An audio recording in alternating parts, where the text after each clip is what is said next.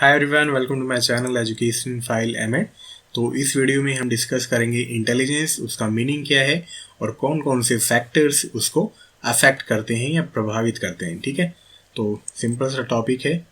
तो ये particular topic है एमएड के psychology of learning and development में। एमएड फर्स्ट ईयर में है एमडीयू के सिलेबस में, लेकिन ये जो भी सब्जेक्ट है एमएड में तो ये कॉमन है और बीएड में भी कॉमन है ना, सीडीपी वगैरह। तो इंटेलिजेंस हर एक जगह पूछी जाती है, तो जल्दी से डिस्कस करते हैं। और अगर आपने चैनल को सब्सक्राइब नहीं कर रखा है तो आप कर सकते हो, और वीडियो अच्छा लगे तो आप लाइक कर सकते हो। चलो, तो इस वीडियो में हम पढ़ेंगे मीनिंग, थोड़ी सी हिस्ट्री, जो डिफरेंट ऑथर्स ने जो भी डेफिनेशंस दी है उसके बारे में, और फैक्टर्स जो भी अफेक्ट करते हैं इंटेलिजेंस को। एमडीयू में थ्योरीज केवल एसओआई थ्योरी है इंटेलिजेंस की, गिलफर्ड की, वही पढ़नी है।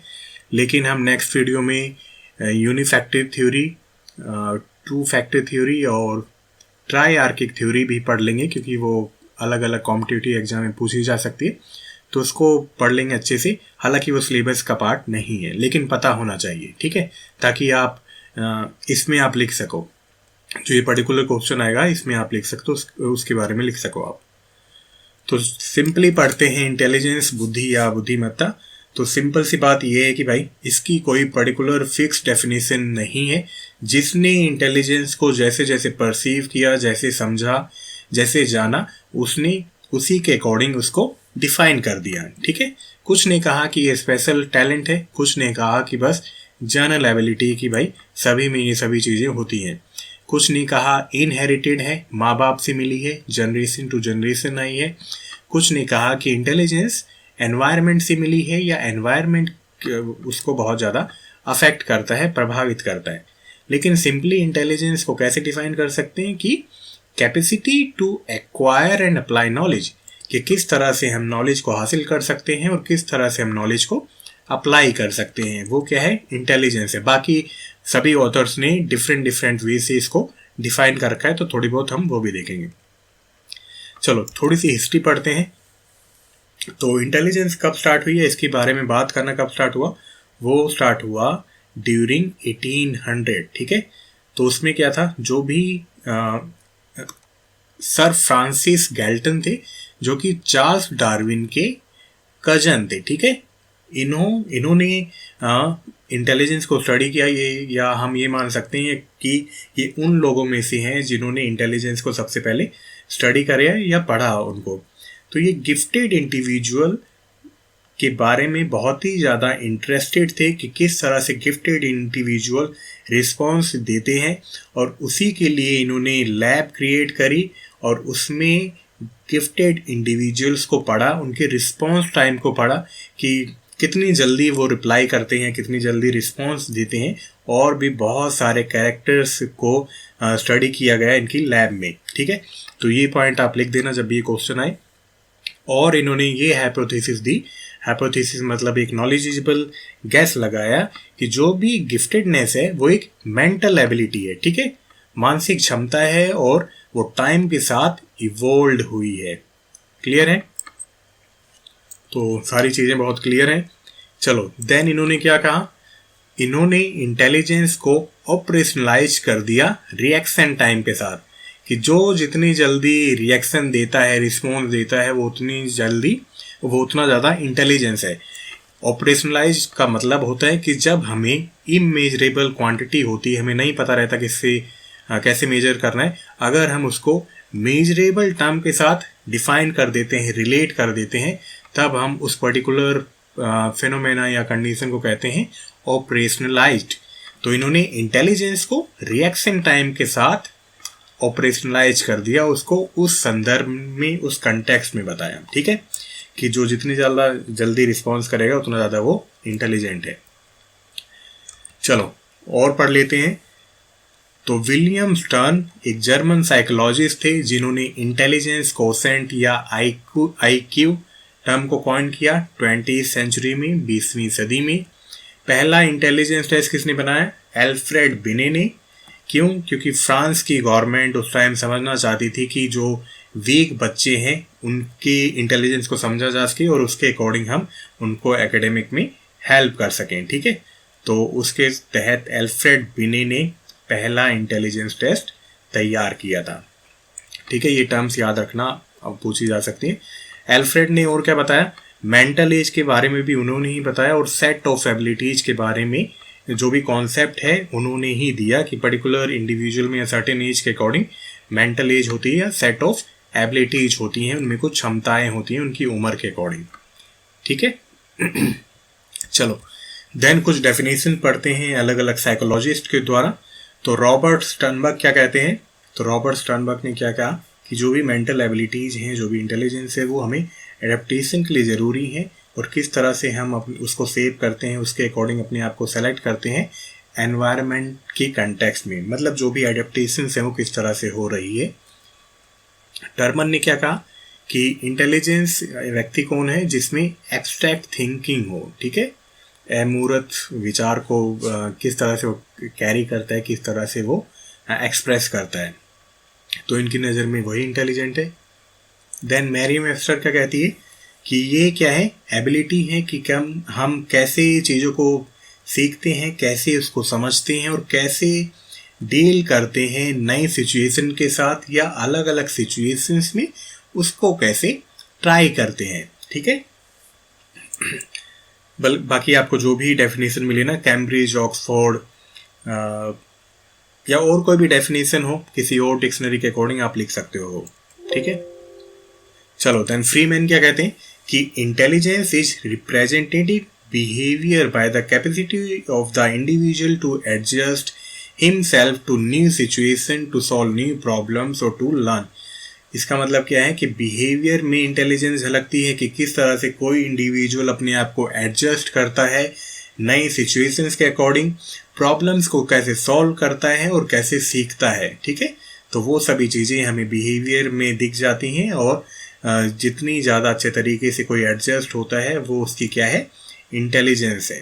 ठीक है, तो कुल मिला के क्या कह सकते हो, सभी ऑथर्स ने, सभी साइकोलॉजिस्ट ने जैसे जैसे इंटेलिजेंस को समझा वैसे वैसे उन्होंने डिफाइन कर दिया। चलो देन थॉर्नडाइक की क्लासिफिकेशन पढ़ते हैं कि थॉर्नडाइक ने कैसे इंटेलिजेंस को क्लासीफाई किया कि इंटेलिजेंस क्या क्या होती है।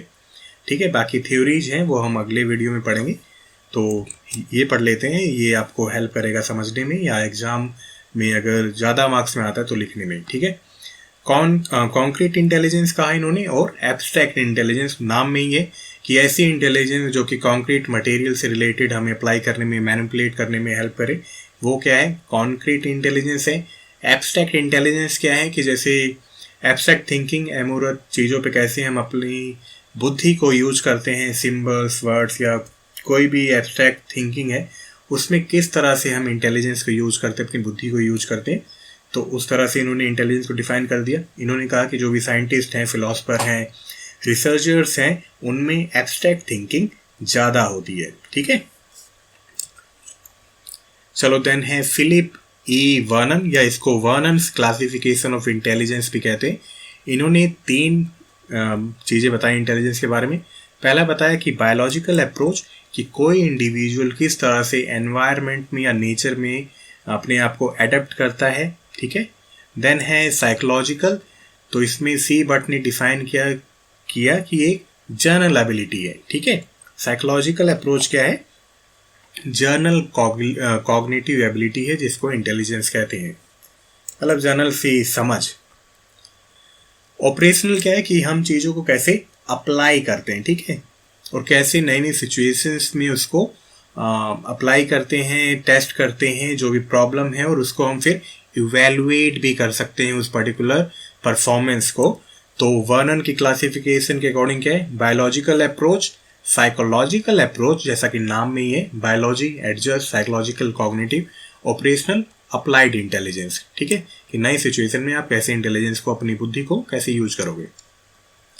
चलो देन है एफ एन फ्रीमैन क्या कहते हैं, ability to adjustment, ability to learning, ability to carry out abstract learning. ठीक है, ग्रामर पे थोड़ा कम ध्यान देना है, गलती हो जाती है।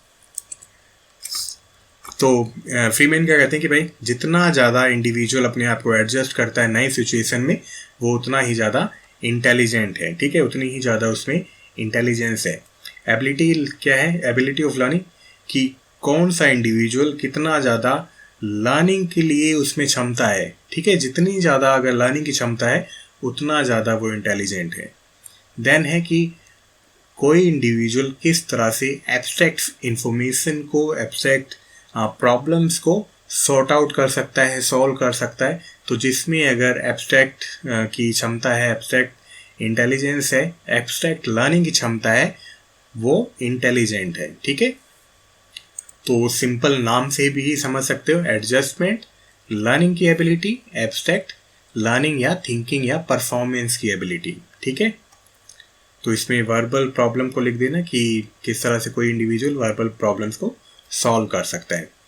बाकी आई होप आपको इस टॉपिक से आइडिया मिल गया होगा काफ़ी। चलो देन आते हैं भाई, फैक्टर्स कौन कौन से अफेक्ट करते हैं। तो यहाँ पे मैं बस वन लाइनर ही या ऐसे लाइन में लिख के डिस्कस करते हैं। अगर आपको इस पे पर्टिकुलर वीडियो चाहिए तो मैं अलग से अपलोड कर दूंगा, केवल फैक्टर्स अफेक्टिंग इंटेलिजेंस, ठीक है। तो हेरिडिटी कैसे करता है, तो ये बहुत ज़्यादा डिपेंड करता है कि हमारी जीन्स कैसी हैं। जीन क्योंकि अफेक्ट करती हैं फिजियोलॉजी को, हमारी ब्रेन की डेवलपमेंट को। अगर हमारी जीन्स ही अच्छी नहीं है, हमारे में ऐसी आनुवांशिक गुण नहीं है या डीएनए हमारा ऐसा नहीं है, तो हम इंटेलिजेंट नहीं हो सकते, क्योंकि हम में वो इन्नेट एबिलिटीज नहीं है जिसके मदद से हम चीज़ों को अंडरस्टैंड करें या समझें या उसको सीखें, ठीक है। तो अगर हमें माँ बाप से बहुत ही अच्छी जीन्स मिली हैं तो हमारी इंटेलिजेंस उतनी अच्छी होगी या उतनी बुरी होगी। लेकिन फिर और फैक्टर्स आते हैं। ऐसा नहीं है कि हेरिडिटी अच्छी होने से आप इंटेलिजेंट हो गए। हेरिडिटी से क्या हुआ, आप में क्षमता है, आप चीज़ें सीख सकते हो, लेकिन अदर फैक्टर अच्छे नहीं है तो हम अपनी बुद्धि को यूज नहीं कर सकते। तो वहाँ पे रोल आता है एनवायरनमेंट का। अगर हमारा आउटर समाज, हमारे आसपास के लोग या सभी चीज़ें ऐसी हैं जो कि हमारी बुद्धि को, हमारी इंटेलिजेंस को यूज करने में मदद करती है, एक प्लेटफॉर्म देती है कि हम वहाँ पे अपनी सोच को या लर्निंग को और ज़्यादा एनहेंस कर सकते हैं, तो हम और ज़्यादा इंटेलिजेंट होंगे, ठीक है। शिक्षा तो एनवायरनमेंट में ही आती है, या शिक्षा ही हमें सिखाती कि जो भी ऑलरेडी चीज़ें हमें पता है उसको नई सिचुएशंस में कैसे अप्लाई करना है और प्रेजेंट में कैसे चीज़ों को सीखना है, ठीक है। देन है न्यूट्रिशन। तो न्यूट्रिशन ज़रूरी है सभी चीज़ों के लिए। पर्टिकुलर एक्टिविटी या ब्रेन के लिए ग्लूकोज का इंटेक बहुत ज़रूरी है ना, ऑक्सीजन का इंटेक ज़रूरी है।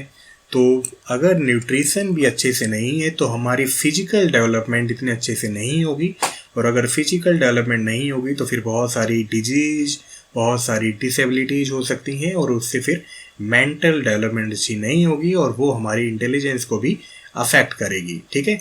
ड्रग और अल्कोहल अब्यूज़, तो ये हमारी ब्रेन एक्टिविटी को डिस्टर्ब कर सकते हैं और हमारा सेंसरी सिस्टम, हमारा अटेंशन परसेप्शन को अफेक्ट कर सकते हैं। तो जो भी चीज़ हम देख रहे हैं, सुन रहे हैं, वो उतनी अच्छे तरीके से हमारे ब्रेन में एनकोड नहीं होगी, स्टोर नहीं होगी और रिट्राइव नहीं होगी, ठीक है। तो इससे भी हमारी इंटेलिजेंस पे फर्क पड़ेगा।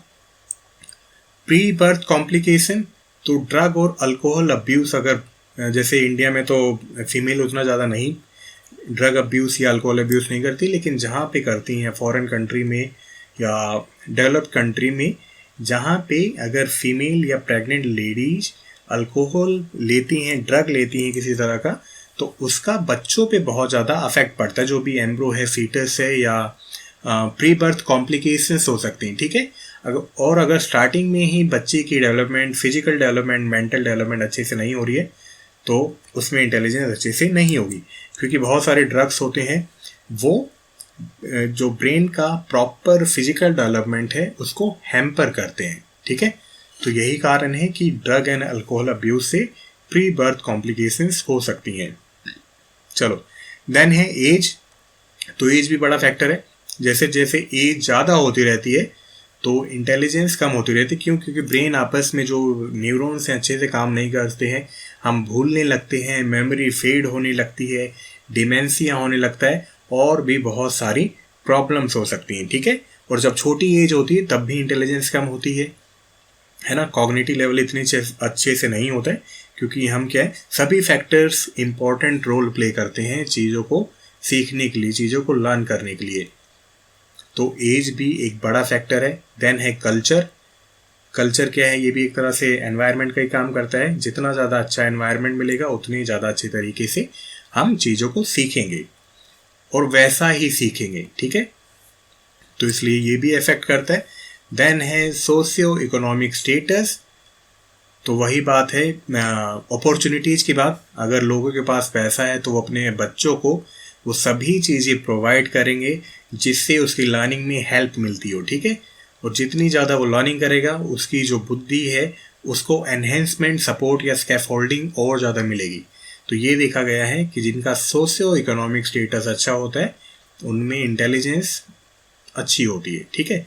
लेकिन फिर बहुत सारे फैक्टर्स अगेन आ जाते हैं, हेरिडिटी, एनवायरनमेंट। तो ये सारे रेफरेंसेस थे। आई होप आपको अच्छे से समझ में आ गया होगा इंटेलिजेंस का मीनिंग और डेफिनेशंस। तो इतना इनफ है। बाकी थ्योरीज पढ़ेंगे, यूनिफैक्टर थ्योरी, टू फैक्टर थ्योरी और ट्राई-आर्किक थ्योरी। वो सिलेबस में नहीं है लेकिन नॉलेज के लिए पढ़ लेंगे, ठीक है। और उसके बाद फिर पढ़ेंगे SOI थ्योरी। तो मिलते हैं नेक्स्ट वीडियो में। Till then bye bye, take care.